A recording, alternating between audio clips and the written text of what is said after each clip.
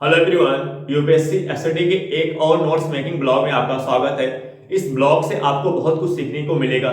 जैसे first point है कि जब आप एनसीईआरटी बुक पढ़ते हैं, स्टैंडर्ड बुक पढ़ते हैं, उसको पढ़ने के दौरान आपके समझ जो प्रॉब्लम आती है, जिस कारण से आपका उस बुक में इंटरेस्ट डेवलप नहीं हो पाता है और आप बुक को छोड़ करके क्लास नोट्स के पीछे भागते हैं और क्लास नोट्स सफिशिएंट होता नहीं है और आपको प्रॉब्लम फेस करना पड़ता है। दूसरा पॉइंट हमें यह सीखने को मिलेगा कि जब हम एनसीईआरटी की बुक या स्टैंडर्ड बुक पढ़ रहे हैं तो उसको पढ़ने के दौरान नोट्स कैसे बनाएं। क्या नोट्स बनाने का मतलब ये होता है कि पूरी किताब छाप लो? नहीं, नोट्स बनाने का मतलब ये नहीं होता कि आप पूरी एनसीईआरटी पूरी किताब छाप लो। नोट्स बनाना एक आर्ट होता है, एक कला होता है जो आपको सीखना पड़ेगा, जो आपको अपने एटीट्यूड में डेवलप करना, आपको अपने एटीट्यूड में लाना पड़ेगा, आपको अपने एटीट्यूड में डेवलप करना पड़ेगा, जो आपको अपने अंदर डेवलप करना पड़ेगा। और ये धीरे धीरे डेवलप होगा, अचानक डेवलप नहीं होगा। तो ये भी आपको यहाँ पे सीखने को मिलेगा कि कैसे नोट्स बनाया जाए। नोट्स बनाना एक आर्ट होता है, उसमें थोड़ा समय दे करके आप अगर थोड़ा सा समय देते हैं तो आप धीरे धीरे आप सीख जाएंगे कि नोट्स कैसे आप बनाएं। क्योंकि नोट्स बनाने का फायदा ये होता है, जैसे आपने 10 पन्ना पढ़ा किसी टॉपिक का, अब उसको आप 2 पेज में समरी के रूप में लिख ले रहे हो, तो उसमें जो इंपॉर्टेंट कीवर्ड्स है, जो आप देखिए कैसे जब आप previous year question paper solve करोगे प्री और मेंस का, तो आपको पता चल जाएगा कौन सा पॉइंट है जो आपको भूल जाता है और वही आप अपने नोट्स में रखोगे। ये चीजें प्रीवियस ईयर क्वेश्चन पेपर से आती हैं। तो जब आप नोट्स बनाने की आर्ट कला आप सीख जाओगे, इसका फायदा ये होगा कि आप चीज जैसे 10 पन्ने की पॉइंट 10 पन्ना पढ़ोगे, उसको आप 2 पेज में लिख लोगे। जब आप 2 पेज में लिखोगे तो सिंपल सी बात है, आप उसका मल्टीपल टाइम रिवीजन कर पाओगे और फैक्ट आपको तथ्य आपको याद रहेंगे। तो ये फायदा होगा। प्री में भी आपको बहुत फायदा मिलेगा। मेंस एग्जामिनेशन में आपको मेजर फायदा मिलने वाला है, क्योंकि मेंस एग्जामिनेशन में ऑप्शन होता है 3 महीने के समय में सब कुछ तैयार करना रहता है। 3 महीने का ही समय मिल पाता है, 2.5 से 3 महीने का समय मिल पाता है। ऐसे में अगर आपके पास एक मिनिमाइज एक समरी के रूप में नोट्स नहीं होगा तो आप उसका मल्टीपल टाइम रिवीजन नहीं कर पाएंगे।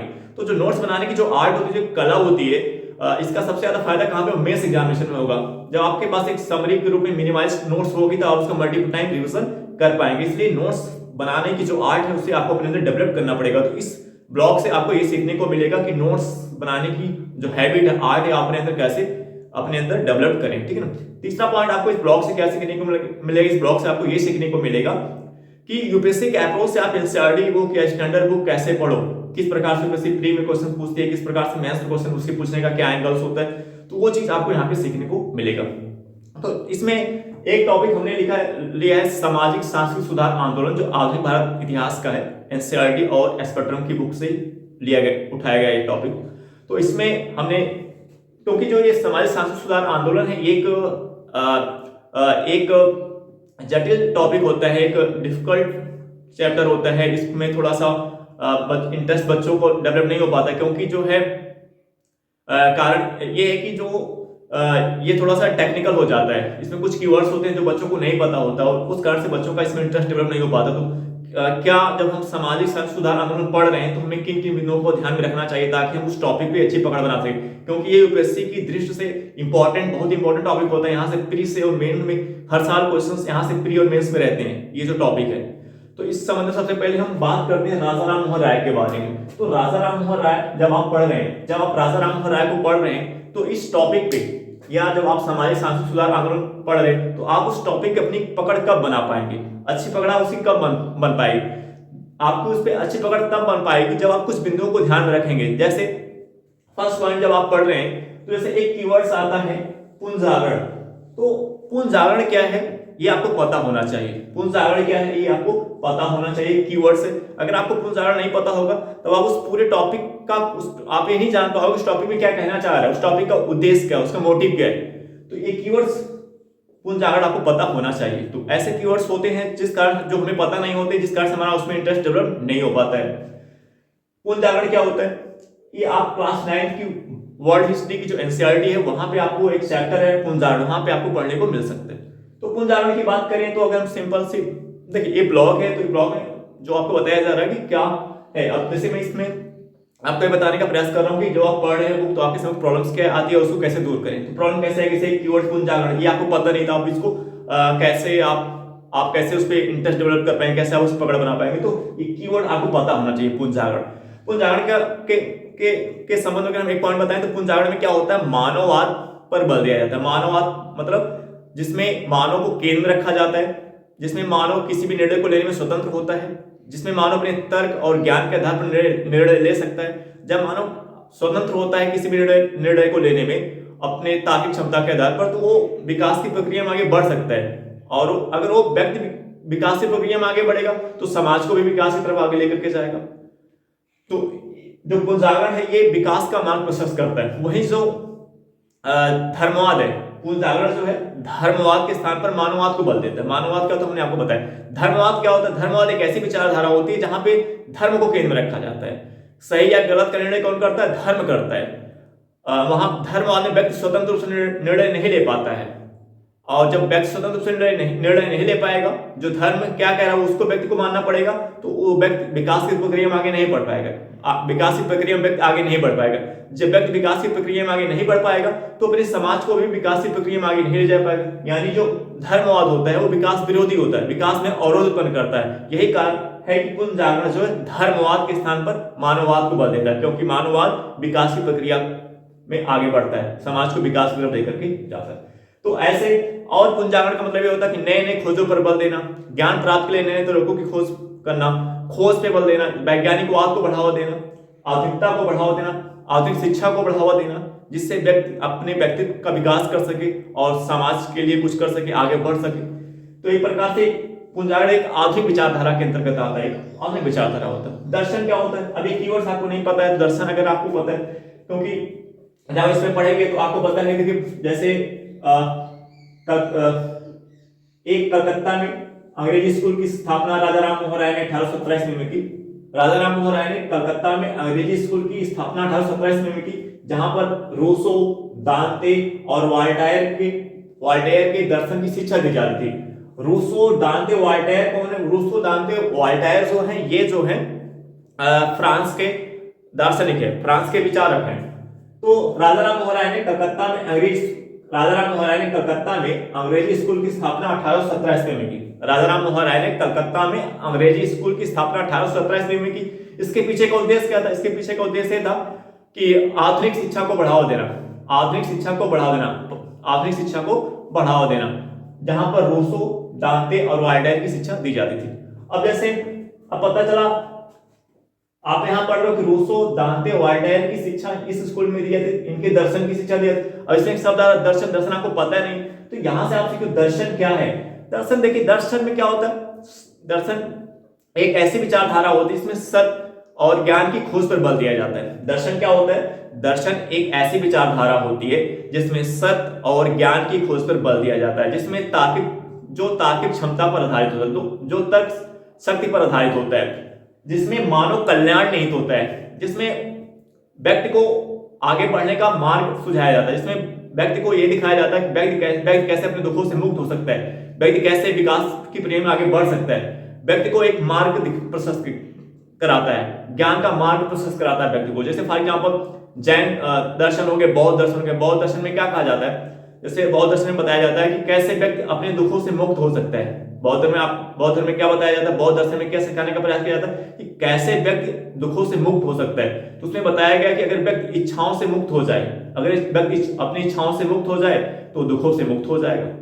तो एक प्रकार, और उसमें कई मार्ग भी बताया गया, अगर व्यक्ति इस मार्ग को फॉलो करता है, जैसे अच्छी दृष्टि रखता है, सम्यक दृष्टि रखता है, झूठ नहीं बोलता है, जिसके अंदर संवेदनशीलता है, संवेदनशील व्यक्ति है, जो दूसरों के दुखों को देख करके प्रेरित हो जाता है, तो जो दूसरों के बारे में अच्छा सोचता है, जिसकी विचारधारा अच्छी होती है, जिसकी विचारधारा विकास की प्रक्रिया में आगे, जो मतलब जो ऐसा व्यक्ति जिसके विचार में मानव कल्याण हित होता है, तो अगर ऐसा व्यक्ति है तो क्या होगा? वो अपनी मतलब समस्याओं से मुक्त हो सकता है, वो आगे बढ़ सकता है। तो दर्शन में सत्य और ज्ञान की खोज पर बल दिया जाता है। तात्पर्य कि क्या सही है क्या गलत है, आप अपनी तार्किक क्षमता के आधार पर उसको तय करें। ऐसा नहीं कि धर्म कुछ कह रहे थे, धर्म कह रहा है सती प्रथा चाहिए तो आप मान लो सती प्रथा चाहिए, धर्म को आधार बना, लेकिन अगर हम उसको ज्ञान के आधार पर देखें, सत्य के आधार पर देखें, तो सती प्रथा सही नहीं है। तो दर्शन में मानव कल्याण निहित होता है। दर्शन व्यक्ति को आगे बढ़ने का मार्ग प्रशस्त करता है। दर्शन में व्यक्ति को उसके दुखों से मुक्ति का रास्ता दिखाया जाता है, कैसे आप दुखों से मुक्त हो सकते हैं, कैसे आप अपना कल्याण कर सकते हो। दर्शन में व्यक्ति के व्यक्तिगत कल्याण पर बल दिया जाता है। ऐसा ही ये विचारधारा तो एक ऐसी विचारधारा होती है जो समाज को आगे बढ़ने में क्या करती है? मदद करती है, समाज को आगे लेकर के जाती है।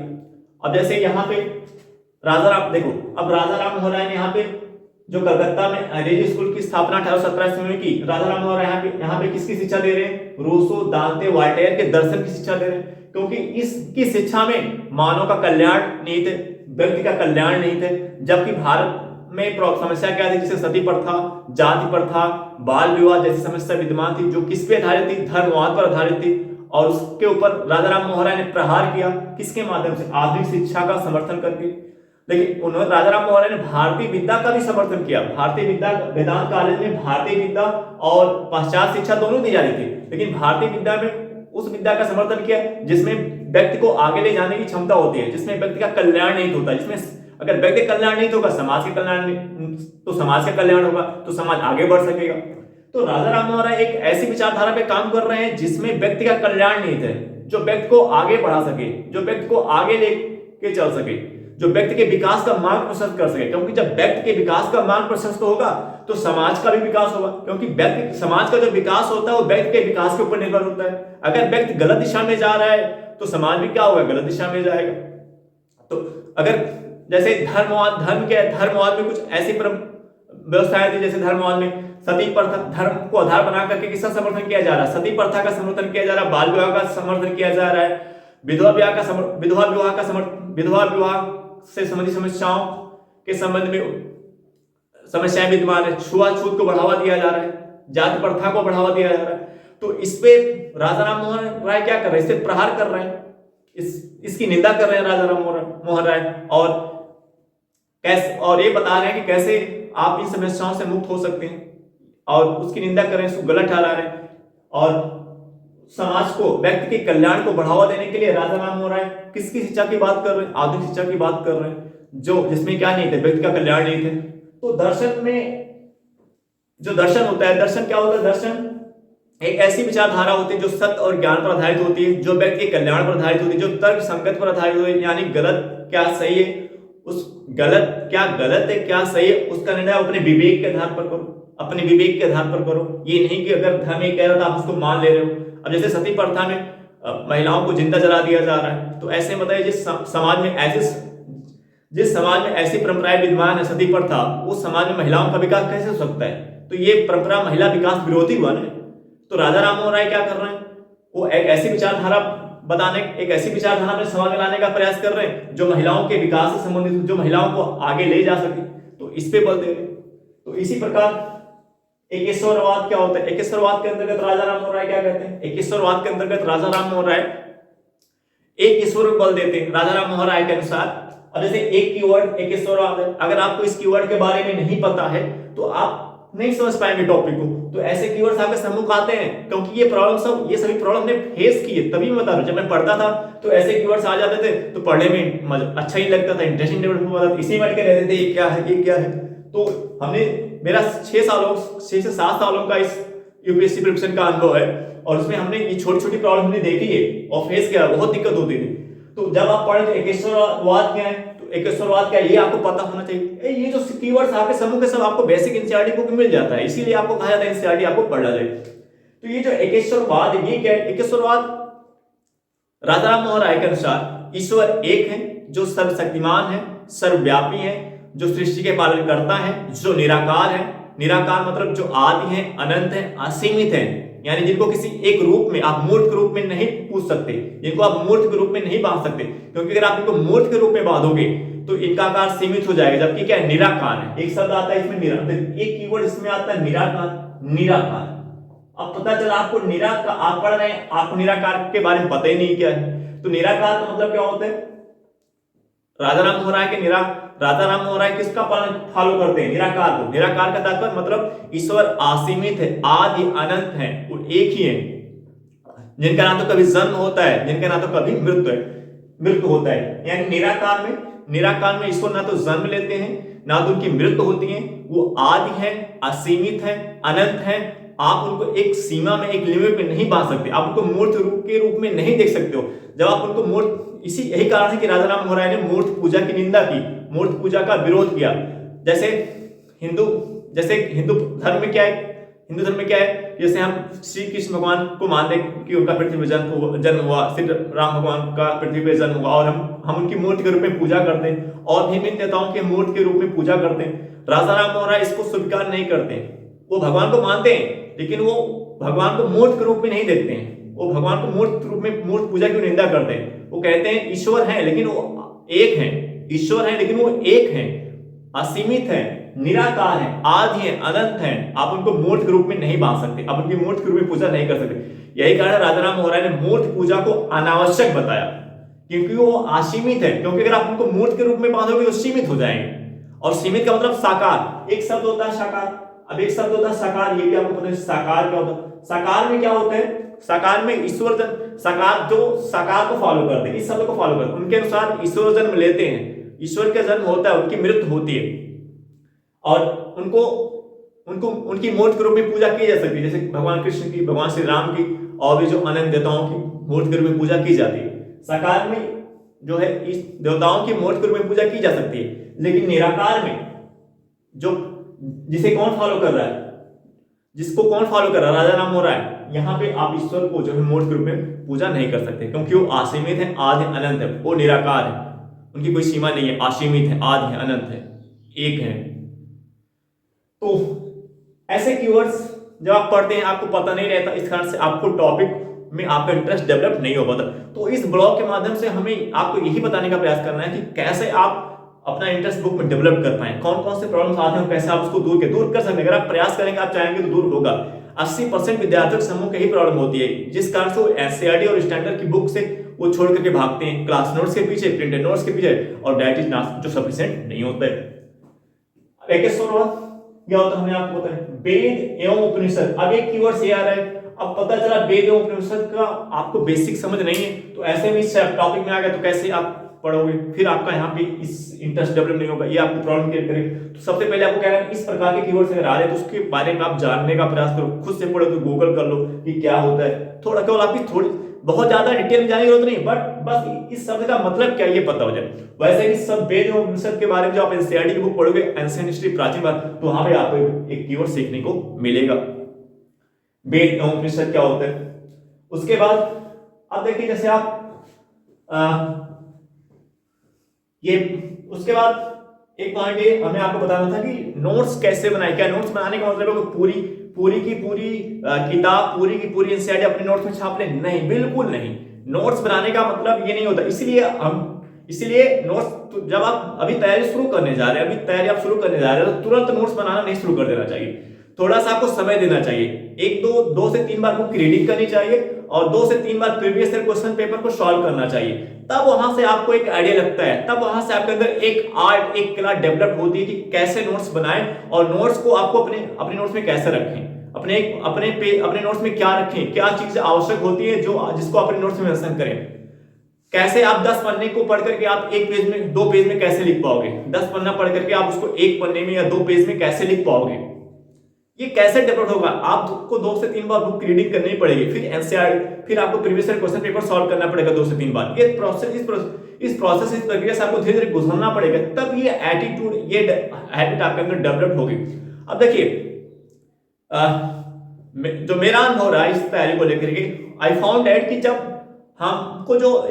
Previous year question paper solve करते हैं, प्रैक्टिस करते हैं, मैथ्स का क्वेश्चन लिखते हैं, तो कुछ चीजें जो होती है वो भूल जाती हैं, और वही जो है हमें अपने नोट्स में रखना चाहिए। जैसे अभी हमने आपको ये बताया, यहाँ पे मैं कुछ कीवर्ड्स के बारे में बताया, कुछ कीवर्ड्स होते हैं जिसके बारे में आपको नॉलेज नहीं होता, जानकारी नहीं होता, जिस कारण से आपको टॉपिक समझ में नहीं बना, आपकी टॉपिक में समझ नहीं बन पाता, आपको उसमें इंटरेस्ट डेवलप नहीं हो पाता। इसलिए सबसे पहले उस कीवर्ड्स के बारे में आपको जानने का प्रयास करना चाहिए। अब मैं आपको बताऊंगा कि आपको अपने नोट्स में क्या रखना चाहिए, क्या मेंशन करना चाहिए।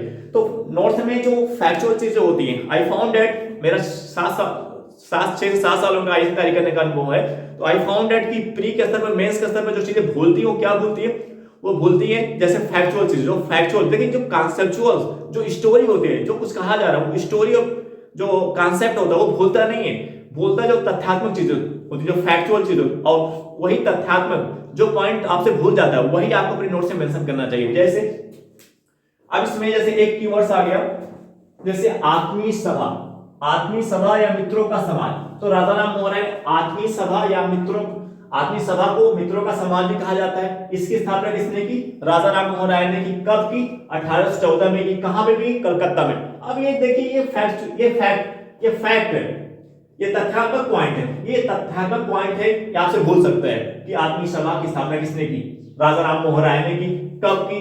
1814 में की। कहां पे की? कलकत्ता में की। तो ये पॉइंट आपको अपने नोट्स में रखना चाहिए। ये पॉइंट आपको नोट्स में रखना चाहिए। अब इसके बारे में क्या कहा जा रहा है? इसका उद्देश्य क्या? इसका उद्देश्य, इसके माध्यम से राजा राम मोहन राय ने सती प्रथा, बाल विवाह और सामाजिक स्तर पर जो बुराइयां विद्यमान थी उसकी निंदा की, उसकी आलोचना की, उसकी निंदा की। किसने? राजा राम मोहन राय ने, इसके माध्यम से, आत्मीय सभा के माध्यम से। अब इसके बारे में जो कहा कि इसका उद्देश्य क्या, अब इसका उद्देश्य आपको नहीं याद रखना है। इसका उद्देश्य एक बार पढ़ोगे तो आपको समझ में आ जाएगा। अच्छा, ये उद्देश्य नहीं याद रखना है आपको। जो भूलने वाला पॉइंट क्या? ये आत्मीय सभा की स्थापना कब हुई? 1814 में। कहां पे हुई? कलकत्ता में। तो ये पॉइंट भूलने वालों, ये ऐसे फैक्ट भूल जाते हैं और इसी को आपको अपने नोट्स में क्या करना है? मेंशन करना है, जो फैक्चुअल चीजें होती। अब जैसे प्रीसेप्ट ऑफ जीसस, ये प्रीसेस ऑफ जीसस नाम पुस्तक किसने लिखी? राजा राम मोहन राय ने लिखी। कब लिखी? 1820 ईस्वी में। अब ये कीवर्ड ऐसा, ये भी भूलने वाला कीवर्ड है, प्रीसेस ऑफ जीसस। ये भी क्या होता है? जब ये ऐसे कीवर्ड्स हैं जो आप पढ़ेंगे बार बार और आपसे भूल जाएंगे, इसीलिए ये कीवर्ड्स भी आप अपने नोट्स में क्या कर ले? मेंशन कर ले कीवर्ड्स। ये क्या है? प्रीसेस ऑफ जीसस एक पुस्तक है जिसको किसने लिखी? प्रीसेस ऑफ जीसस एक पुस्तक है जिसको राजा राम मोहन राय ने लिखी। कब लिखी? 1820 में। तो ये कीवर्ड, ऐसे कीवर्ड्स जो आपसे भूल जाते हैं और डेट क्या होता है ये आप भूल जाते हैं, तो ये आपको अपने नोट्स में मेंशन करना है। ये कीवर्ड्स, ये देखो कीवर्ड्स है। प्रीसेस ऑफ जीसस एक पुस्तक है जिसको किसने लिखी? राजा राम मोहन राय ने। कब लिखी? 1820। तो ये कीवर्ड्स जो है इनके भूलने की संभावना रहती है। अब उसके बाद एक कीवर्ड आता है न्यू टेस्टामेंट। न्यू टेस्टामेंट क्या है? ये भी कीवर्ड्स। न्यू टेस्टामेंट क्या है? ये भी कीवर्ड्स है जो आपसे भूल सकते हैं, फैक्ट के रूप में जो आपसे बोल सकते हैं। तो इसे आपको अपने नोट्स में मेंशन करना है। न्यू टेस्टामेंट, न्यू टेस्टामेंट क्या होता है मैं आपको बता देता हूं। ये न्यू टेस्टामेंट जो है ईसाई धर्म ग्रंथ, जो न्यू टेस्टामेंट है ये ईसाई धर्म ग्रंथ बाइबल का दूसरा भाग है। जो न्यू टेस्टामेंट है ये क्या है? ईसाई धर्म ग्रंथ बाइबल का दूसरा भाग। न्यू टेस्टामेंट क्या है? ईसाई धर्म ग्रंथ बाइबल का दूसरा भाग। इसमें थोड़ा सा अगर आपको ये बताएं तो न्यू टेस्टामेंट में आपको पता है कि जो न्यू टेस्टामेंट है, इस न्यू टेस्टामेंट में जो है नैतिक और जो नैतिक शिक्षा इसमें दी गई है, जो उसकी जो नैतिक शिक्षा न्यू टेस्टामेंट में दी गई है, बट इसमें प्रॉब्लम है कि इसमें जो नैतिक शिक्षा दी गई उसमें जो है चमत्कारिक कहानियों के माध्यम से दिया गया है।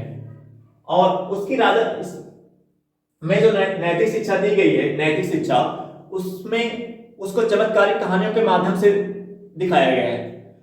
और इसी को राजा राम मोहन राय ने क्या किया? इसमें जो नैतिक संदेश दिए गए, जिसको राजा राम मोहन राय को लगा कि इसमें जो हिंदू धर्म के योग है, राजा राम मोहन राय को लगा कि जो न्यू टेस्टामेंट में जो बातें कही गई हैं और जो हिंदू धर्म के योग है, यानी जो हिंदू धर्म के लिए अच्छा होगा, जो हिंदू धर्म को आगे ले जाएगा, यानी जो विकास की प्रक्रिया में आगे बढ़ सके, जिसमें व्यक्ति का कल्याण नहीं होगा, जो हिंदू धर्म को एक अच्छी शिक्षा दे सकता, अच्छी सीख दे सकता, उसमें से न्यू टेस्टामेंट में उस पॉइंट को राजा राम मोहन राय ने किसमें दिखाने का प्रयास किया है? प्रीसेस ऑफ जीसस में। और इसमें उस जो दार्शनिक शिक्षा जो दी जाती है, इसमें जो नैतिक शिक्षा इसमें दी गई है, उसको ईसाई धर्म ग्रंथ में चमत्कारिक कहानियों के माध्यम से दर्शाया गया और उसी चमत्कारिक कहानियों को राजा राम मोहन राय ने प्रीसेस ऑफ जीसस में अलग करने का प्रयास किया है। तो अभी जब हम पढ़ेंगे ब्रह्म समाज, तो इसमें आपको पढ़ने को मिलेगा कि राजा राम की जो विचारधारा तो किस पे आधारित थी? सर्वधर्म समभाव पर। अभी इसको हम स्पष्ट करेंगे क्या होगा। तो न्यू टेस्टामेंट। अब देखिए अगला पॉइंट आ गया। अब जैसे ये कीवर्ड्स है जो आप पढ़ रहे हो तो आपसे पढ़ने भूल सकते हैं। ये कीवर्ड्स आप पढ़ रहे हो तो आपको पढ़ने भूल सकते हैं। ब्रह्म सभा। तो ब्रह्म सभा की स्थापना, ब्रह्म सभा का गठन 1828 ईस्वी में राजा राम मोहन राय ने किया। ब्रह्म सभा का गठन 1828 ईस्वी में राजा राम मोहन राय ने किया और बाद में इसका नाम बदल करके क्या कर दिया गया? ब्रह्म समाज कर दिया गया। बाद में इसका नाम बदल करके क्या कर दिया गया? ब्रह्म समाज। तो ये कीवर्ड से भूल सकते हैं कि ब्रह्म समाज की स्थापना कब हुई? 1828 में हुई। तो ये कीवर्ड्स आप अपने नोट में मेंशन करना है।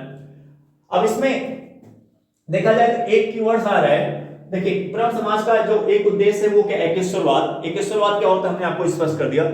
ब्रह्म समाज है, इसका उद्देश्य क्या है? किस पे बल देता है? एकेश्वरवाद पे। ये क्या हमने आपको बता दिया। अब देखिए इसमें जो राजा राम मोहन राय का ब्रह्म समाज है ये किस पे आधारित है? सर्वधर्म समभाव पर आधारित है। अब जब आप पढ़ रहे हो तो एक कीवर्ड ये भी आ गया, सर्वधर्म समभाव। अब वहां पे आपको पता है सर्वधर्म समभाव, ये आपको पता नहीं क्या होता है, तो आप फिर यहाँ पे आपको प्रॉब्लम क्रिएट हो सकता है। तो ऐसे कीवर्ड्स हैं जो ऐसे कीवर्ड्स हैं जिसके बारे में आपको जानकारी नहीं है, आपको पहले उस कीवर्ड के बारे में सीखने का प्रयास करना चाहिए। तो आप गूगल, अगर आप सेल्फ स्टडी कर रहे हो तो आप गूगल की मदद से जान सकते हो कि इसका मतलब क्या है। बहुत ज्यादा डिटेल में जाना नहीं है, केवल जाना थोड़ा बेसिक जान जाना है क्या है। जब आपको बेसिक पता हो जाएगा तब आप उस टॉपिक में आप अच्छे से अपना इंटरेस्ट डेवलप कर पाएंगे। सर्वधर्म समभाव का जो मतलब होता है, सर्वधर्म समभाव का जो मतलब होता है, ये होता है कि राजा राम मोहन राय के अनुसार सभी धर्मों में सत्य निहित है। राजा राम मोहन राय के अनुसार सभी धर्मों में सत्य निहित है, इसलिए व्यक्ति को अपने धर्म के साथ साथ सभी धर्मों का आदर करना चाहिए। तो यहाँ पे सर्वधर्म समभाव के माध्यम से राजा राम मोहन राय ये बताने का प्रयास कर रहे हैं कि हमें सभी धर्मों का आदर करना चाहिए। सभी धर्मों में कुछ अच्छाइयां हैं, सभी धर्मों में कुछ बुराइयां हैं, तो हमें क्या करना है? जो अच्छाई है यानी जो समाज को आगे ले जा सकता है, जो समाज को विकास की प्रक्रिया में आगे बढ़ा सकता है, हमें उस बातों को ग्रहण करना है, उस पॉइंट को ले लेना है। और जो विकास विरोधी है, जिससे समाज पीछे जाएगा, जिसमें व्यक्ति का कल्याण निहित नहीं है, जो व्यक्ति के विकास पे बल नहीं देता है, उस पॉइंट को क्या करना है? छोड़ देना, उस बिंदु को छोड़ देना है। तो सर्वधर्म समभाव के अंदर राजा राम मोहन राय बताने का प्रयास कर रहे हैं कि सभी धर्म में कुछ अच्छाइयां हैं और सभी धर्म में कुछ बुराइयां हैं। तो हमें क्या करना है? सभी धर्मों से उसको ग्रहण कर लेना, जो अच्छाई है उसे ग्रहण करना चाहिए, और जो बुराइयां हैं उसको क्या करना चाहिए? त्याग करना चाहिए। सभी धर्मों से हमें जो अच्छाइयां हैं उसे ग्रहण करने का प्रयास करना चाहिए, और जो बुराइयां उसे त्याग करने का प्रयास करना चाहिए। तो सर्वधर्म समभाव के अंतर्गत राजा राम मोहन राय क्या कह रहे हैं कि सभी धर्मों में सत्य निहित है, सभी धर्मों में सत्य निहित है, इसलिए व्यक्ति को अपने धर्म के साथ साथ सभी धर्मों का आदर करना चाहिए। ठीक है।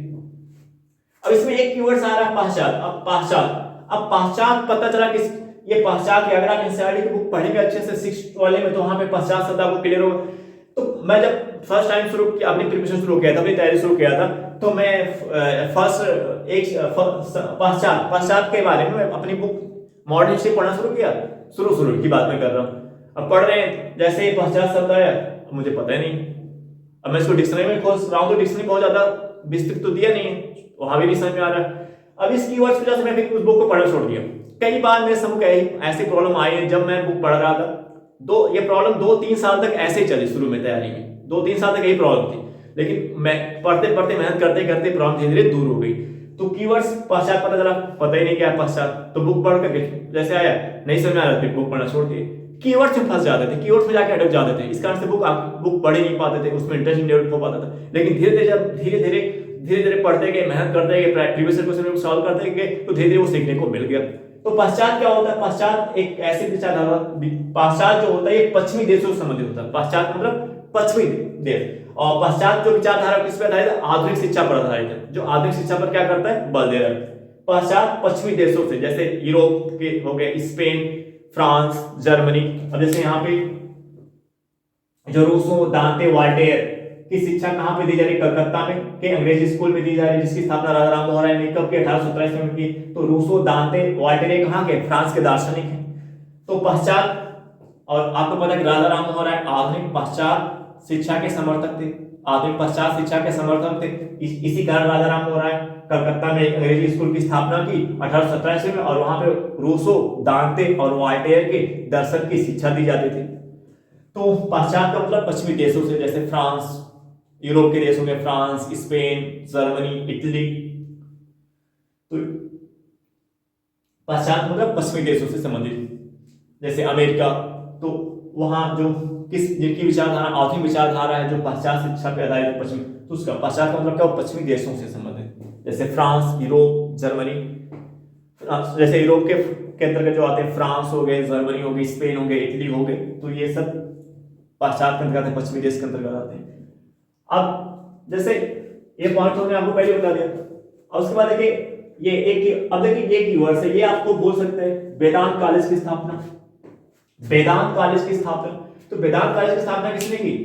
राजा राम मोहन राय ने कि 1825 में। अब वेदांत कॉलेज एक कीवर्ड्स है, तो ये कीवर्ड्स आपको अपनी नोट्स जो आप पढ़े ये आपको अपनी नोट्स में समरी के रूप में मेंशन करना है ये कीवर्ड, क्योंकि ये ऐसे कीवर्ड्स हमसे भूल जाते हैं बार बार कि डेट क्या है, कीवर्ड्स क्या है, कौन सा कॉलेज, वेदांत कॉलेज की स्थापना किसने की, तो ऐसे ये पॉइंट ऐसे भूल जाते हैं। तो ये कीवर्ड्स, वेदांत कॉलेज की स्थापना राजा राम मोहन राय ने कब की, 1825 में की। वेदांत कॉलेज की स्थापना राजा राम मोहन राय ने कब की, 1825 में की। वेदांत कॉलेज का, इस कॉलेज की स्थापना के पीछे राजा राम मोहन राय का उद्देश्य क्या था? देखिए एक पॉइंट, अब जैसे आपको पता है यूपीएससी का मेंस में क्वेश्चन आप लिख रहे हो, मेंस स्टार्टिंग कर रहे हो, तो आप कोई फैक्ट लिख रहे हो, कोई पॉइंट लिख रहे हो, जैसे आपने कहा कि राजा राम मोहन राय, जैसे आप मेंस का क्वेश्चन लिख रहे हो और आपसे जब आप मेंस का क्वेश्चन लिख रहे हो और आप उसमें राजा राम मोहन राय के बारे में लिख रहे हो और आपने उसमें लिखा एक पॉइंट कि राजा राम मोहन राय आधुनिक पाश्चात्य शिक्षा के समर्थक थे। आपने उसमें एक पॉइंट लिखा, मेंस के आंसर में आपने एक पॉइंट लिखा कि राजा राम मोहन राय आधुनिक पाश्चात्य के शिक्षा के समर्थक थे। अब ये फैक्ट आपने लिखा है, लेकिन ये तब तक फैक्ट अच्छा नहीं माना जाएगा जब तक आप इसका एग्जाम्पल नहीं दोगे, जब तक आप इस संबंध में तर्क नहीं दोगे, जब तक आप इसको स्पष्ट नहीं करोगे एग्जाम्पल के माध्यम से। तो कौन सा एग्जाम्पल आप देख सकते हो? कैसे पता चलेगा, कैसे पता चलता है कि राजा राम मोहन राय आधुनिक पाश्चात्य शिक्षा के समर्थक थे? तो एक तर्क आप दे सकते हो कि राजा राम मोहन राय ने वेदांत कॉलेज की स्थापना कहां पे की, 1825 में। वेदांत कॉलेज की स्थापना राजा राम मोहन राय 1825 में की, जिसमें जहां पर भारतीय विद्या के साथ साथ पाश्चात्य देशों के भौतिक विज्ञान एवं सामाजिक विज्ञान की शिक्षा दी जाती थी वेदांत कॉलेज में। तो अब आपने एक एग्जांपल दिया, देखो इससे स्पष्ट हो रहा है कि राजा राम मोहन राय आधुनिक पाश्चात्य शिक्षा के समर्थक थे। अब दूसरा कीवर्ड्स क्या आप दे सकते हो? दूसरा एग्जांपल देखिए, राजा राम मोहन राय ने स्वयं कलकत्ता में अंग्रेजी स्कूल की स्थापना कब की? 1817 ईस्वी में की, जिसमें जहां पे वहां पे फ्रांस के दार्शनिक रूसो, दांते और वोल्टेयर के दर्शन की शिक्षा दी जाती थी। राजा राम मोहन राय ने कलकत्ता में जो अंग्रेजी स्कूल 1817 में ओपन किया, खोला गया, उसमें किसकी शिक्षा दी जा रही है? रूसो की दी जा रही है, दांते की दी जा रही है, वोल्टेयर की दी जा रही है, इनके दर्शन की शिक्षा दी जा रही है। इससे स्पष्ट हो रहा है कि राजा राम मोहन राय आधुनिक पाश्चात्य शिक्षा के समर्थक थे। पाश्चात्य का मतलब पश्चिमी देशों से संबंधित, पश्चिमी देशों के अंदर कौन? फ्रांस हो गया, जर्मनी हो गए, इंग्लैंड हो गए, इन देशों से संबंधित। तो अब आपने फैक्ट लिखा और आपने उसको एग्जांपल के माध्यम से पुष्टि भी कर दिया। यही अप्रोच होता है मेंस का आंसर लिखने का, कि आप कोई फैक्ट दें तो उसका एग्जांपल भी दें, उसको उसकी पुष्टि भी करें कि कैसे पता चला, कैसे स्पष्ट हो रहा है। तो ये अप्रोच होता है आंसर लिखने का। नहीं तो पता चला केवल आपने लिख के चला आया कि राजा राम मोहन राय आधुनिक पाश्चात्य शिक्षा के समर्थक थे। अब आपने उसको एग्जांपल से स्पष्ट नहीं किया, तो ये जनरल समान आंसर हो जाएगा। जब समान आंसर होगा तो आपको नंबर नहीं मिलेगा, उससे नॉर्मल नंबर भी मिल जाएगा। तो एक समान आंसर होता है, एक प्रभावशील। तो प्रभावशील आंसर आप कब लिख पाओगे? जब आप उसको एग्जांपल के माध्यम से स्पष्ट करोगे। ठीक है, अब एक कीवर्ड्स ये जब आप पढ़ रहे हो, इसमें एक कीवर्ड, जब आप राजा राम मोहन राय के बारे में पढ़ोगे तो एक कीवर्ड आएगा जोरी प्रथा। जोरी प्रथा क्या है? जोरी प्रथा, तो जोरी प्रथा जिसमें राजा राम मोहन राय ने जोरी प्रथा का समर्थन किया। राजा राम मोहन राय ने किसका समर्थन किया? जोरी प्रथा का। राजा राम मोहन राय ने किसका समर्थन किया? जोरी प्रथा का। जोरी प्रथा क्या होता है?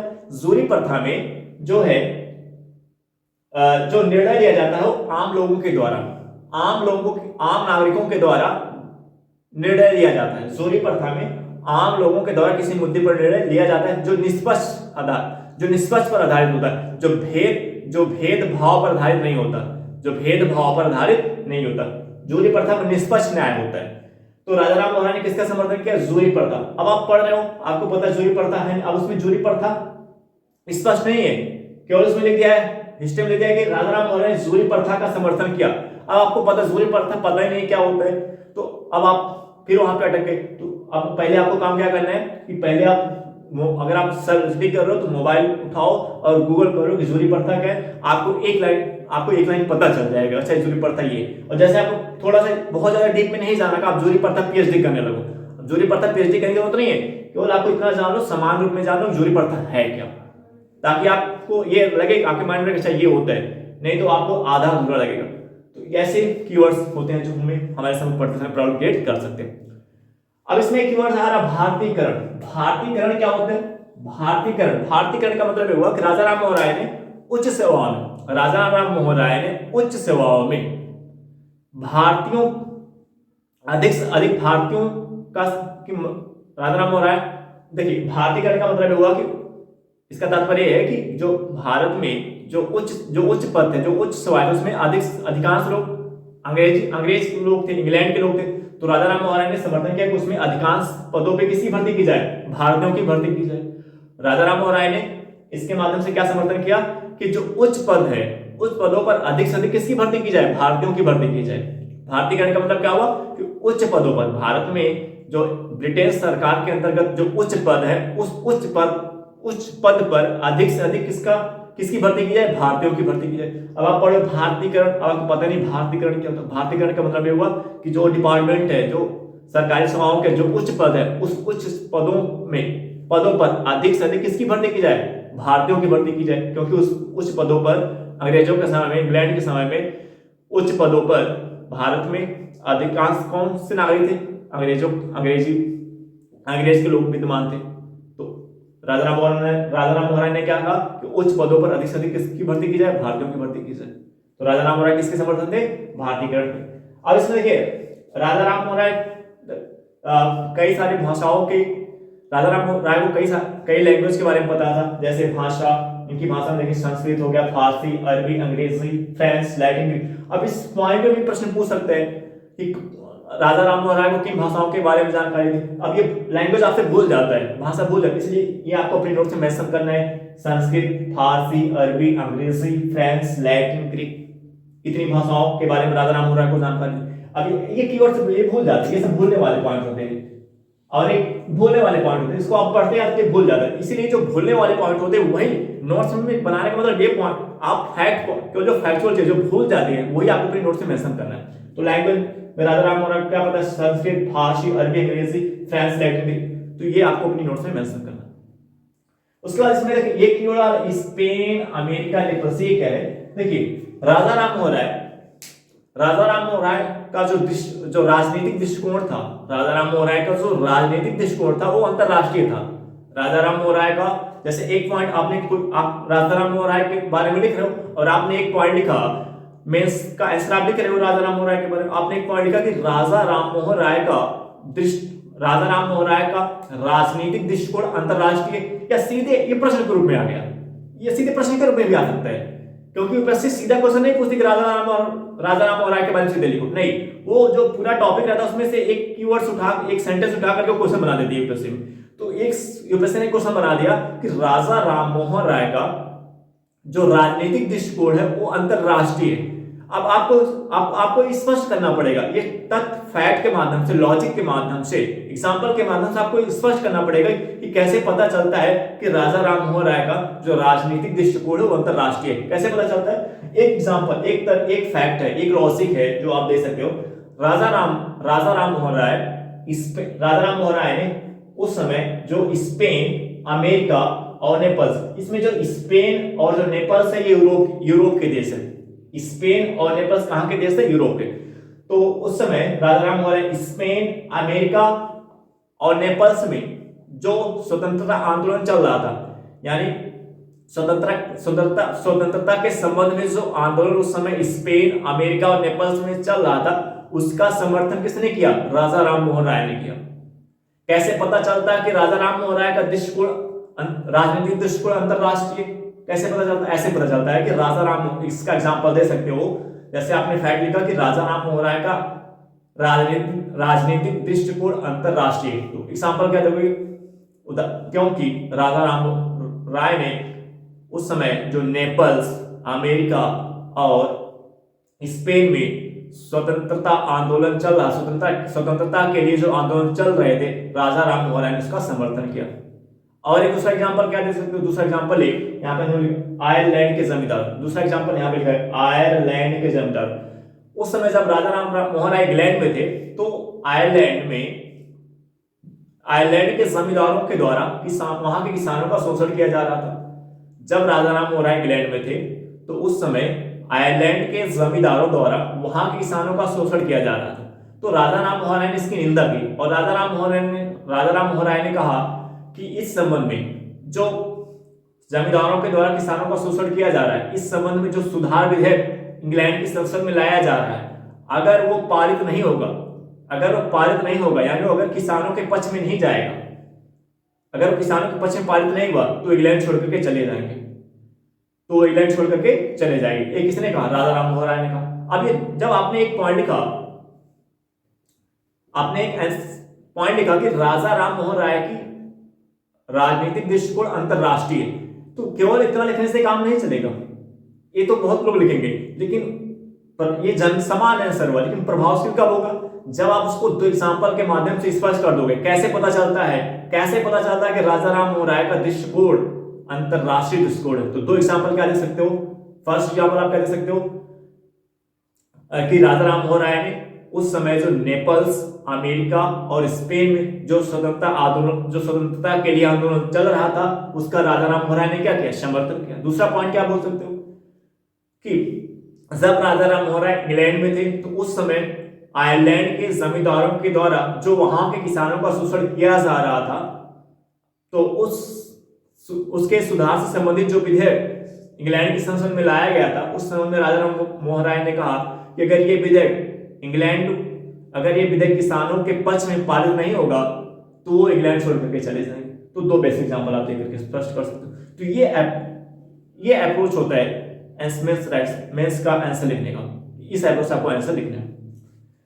अब इसमें एक पॉइंट और देखिए, एक फैक्चुअल पॉइंट है। हिंदू कॉलेज की स्थापना कब की गई? 1817 ईस्वी में। राजा राम मोहन राय ने हिंदू कॉलेज की स्थापना कब की? 1817 ईस्वी में। हिंदू कॉलेज की स्थापना राजा राम मोहन राय ने कब की? 1817 ईस्वी में। यहाँ पे भारतीय विद्या और पश्चात शिक्षा, जैसे भौतिक विज्ञान और सामाजिक विज्ञान की यहाँ पे शिक्षा दी जाती थी। अब इसमें कुछ फैक्ट है, ये fact Tarachand, David Hare, Alexander डफ, देवेंद्रनाथ टैगोर, पीके टैगोर, ये कुछ नाम है। तो हम जब पढ़ते हैं तो हमसे जो नाम होते हैं, कुछ कीवर्ड्स जो नाम के रूप में होते हैं वो भूल जाते हैं। अब ये कौन है? ये जो डेविड हेयर है, ये जो अलेक्जेंडर डफ है, ये जो देवेंद्रनाथ टैगोर, ये पीके टैगोर और जो ताराचंद टैगोर, ये सब राजा राम मोहन राय के सहयोगी है। अगर आपसे क्वेश्चन पूछ लेता है यूपीएससी प्री में कि निम्नलिखित में से कौन से राजा राम मोहन राय के सहयोगी हैं, तो आप तभी जान पाओगे जब आपको पता होगा। और ये कीवर्ड्स, ये फैक्ट आपको भूल जाएगा। नाम, लोकेशन, वो जो फैक्चुअल जो तथ्यात्मक पॉइंट होते हैं वो हमसे भूल जाते हैं। तो ये तथ्यात्मक पॉइंट आपको रखना है। अब आपको अपने नोट्स में रख लेना है डेविड हेयर, आपको अपने नोट्स में मेंशन कर लेना है डेविड हेयर का नाम, अलेक्जेंडर डफ का, देवेंद्रनाथ टैगोर का, पीके टैगोर का और ताराचंद टैगोर का। और आपको उनके बारे में जो कहा जा रहा हो आपको अपने माइंड में रखना है। ये किसके सहयोगी है? राजा राम मोहन राय। तो राजा राम मोहन राय से संबंधित जितने पॉइंट थे एनसीईआरटी और स्पेक्ट्रम टॉप की बुक के, वो सभी फैक्चुअल पॉइंट, तथ्यात्मक पॉइंट, जिसको आप जब आप पढ़ते हैं, जिसको आपके भूलने की संभावना बहुत ज्यादा रहती है, जिसको आप बार बार भूल जाते हैं, क्योंकि ऐसा मेरे साथ भी हुआ। तो वो पॉइंट हमने आपके सम्मुख रखा और हमने आपको ये बताया जब आप टॉपिक पढ़ो राजा राम मोहन राय का, तो उसमें कौन कौन से कीवर्ड्स हैं जिसको आपको पता होना चाहिए, तब आप उस टॉपिक को समझ बना पाओगे। उसके बारे में हमने यहाँ पे डिस्कस किया। तो यही जो अप्रोच होता है पढ़ने का, यही अप्रोच होता है किसी भी टॉपिक पढ़ने का, और यही अप्रोच होता है यूपीएससी के अप्रोच से पढ़ने का, कि कैसे आप यूपीएससी की प्री में और मेंस उस पॉइंट को यूज कर पाओगे। तो आई होप दैट ये ब्लॉग आपको UPSC ST notes ranking blog आपको समझ में आया होगा। अब हम आपसे नेक्स्ट वीडियो में मिलेंगे। Okay bye, thank you everyone.